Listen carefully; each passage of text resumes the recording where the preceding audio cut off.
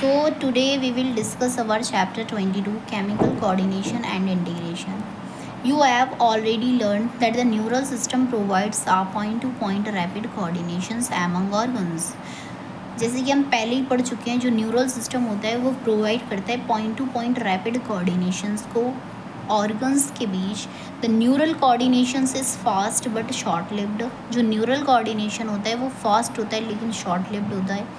As the nerve fiber do not innervate all cell of the body and the cellular functions need to be continuously regulated. जैसे कि हम जानते हैं nerve fibres होती हैं वो पूरी बॉडी की सारी सेल तक नहीं पहुंच सकती, लेकिन जो सेल्यूलर फंक्शन है वो कंटिन्यूसली चल ही रहा होता है. A special kind of coordinations and integrations has to be provided. तो हमारी बॉडी में क्या होता है, एक स्पेशल काइंड का कोऑर्डिनेशंस एंड इंटीग्रेशन सिस्टम मौजूद होता है. This function is carried out by hormones. अब जो coordinations and the integrations system है वो किसके थ्रू होता है, हॉर्मोन्स के द्वारा अचीव किया जाता है. The neural system and the endocrine system jointly coordinate and regulate the physiological functions in the body. जो न्यूरल सिस्टम होता है और एंडोक्राइन सिस्टम होता है जॉइंटली वर्क करते हैं और रेगुलेट करते हैं फिजियोलॉजिकल फंक्शंस को हमारी बॉडी के अंदर. So now this is our first topic of this chapter, endocrine glands and the hormones. Endocrine glands lack duct and are hence called ductless gland. Their secretions are called hormones. जो endocrine gland होती हैं वो ductless होती हैं, मतलब इसमें duct present नहीं होती और ये secrete करती हैं hormones को. The classical definitions of hormones as a chemical produced by endocrine gland and released into the blood and transport toward instantly located target. जो हमारी पुरानी definition है वो क्या कहती है, हार्मोन हमारे वो होते हैं जो केमिकल प्रोड्यूस होता है बाई एंडोक्राइन ग्लैंड और जो रिलीज़ होते हैं ब्लड के अंदर और फिर बाद में ट्रांसपोर्ट होते हैं डिस्टेंटली ऑर्गन्स में. वो हमारी ओल्ड डेफिनेशंस के अकॉर्डिंग है. Current scientific definition as follows: hormone are non-nutritive chemical which act as intercellular messenger and produce in trace amount. जो हमारी करंट साइंटिफिक डेफिनेशन है वो कहती है हार्मोन्स हमारे नॉन न्यूट्रिटिव होते हैं, मतलब न्यूट्रिशंस प्रेजेंट नहीं होता, और chemicals which act as intercellular messenger, और ये वो केमिकल होता है जो इंटरसेल्यूलर मैसेंजर की तरह वर्क करता है, प्रोड्यूस होता है बहुत थोड़े अमाउंट में यानी ट्रेस अमाउंट में.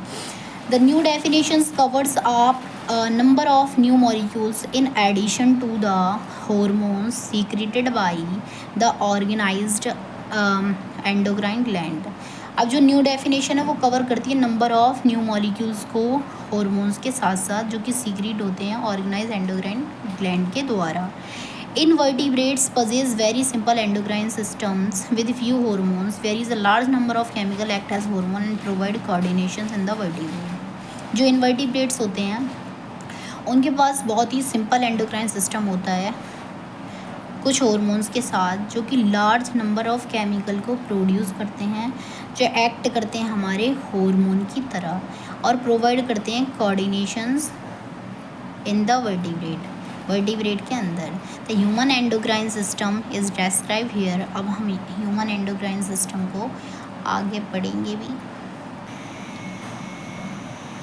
Human endocrine system, the endocrine gland and the hormone producing diffuse tissue cell located in different part of our body, ये सारा मिलकर बनाती है हमारा एंडोक्राइन सिस्टम, जिसमें आता है pituitary gland, pineal gland, thyroid gland, adrenal gland, pancreas, parathyroid, thymus and gonads. Gonads basically testis in male and the ovaries in female are organised endocrine bodies in our body. ये organise होती हैं endocrine bodies में हमारी body के अंदर.